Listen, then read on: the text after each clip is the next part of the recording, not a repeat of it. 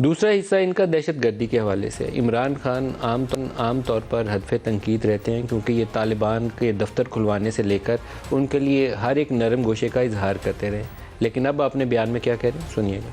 बाजवा को बार बार कहा, मेरे पास टेक्स्ट है, मैं बार बार कहा, जब आखिर में मैंने कहा हमें बड़ा केयरफुल रहना चाहिए, मुझे दहशतगर्दी का डर है, ये बढ़ती जाएगी दहशतगर्दी। क्या इनका काम था पॉलिटिकल इंजीनियरिंग यहाँ बैठ के करना? पीछे हमारे हैंडलर्स बैठे हुए हैं, वो कर क्या रहे हैं? मैं मदद कर रहा हूँ मुल्क के लिए, वो उठा के उसको रोक के इन चोरों को ऊपर मुसल्लत करके और यहाँ भी नूर की हुकूमत लाना चाहते हैं।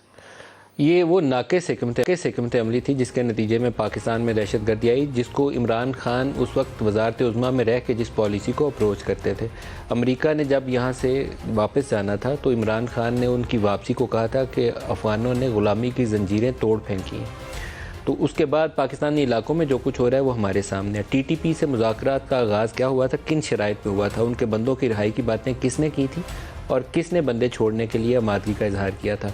इन सवालों का जवाब इमरान खान TV चैनल्स पे जैसे ये इंटरव्यू दे रहे हैं ना, वैसे ही आकर सच्चाई पूरी के साथ बताएं, तो इनका अपना रोल भी और इनके बहुत सारे जो प्रमोटर्स हैं उनका रोल भी पूरी कौम के सामने आ जाएगा।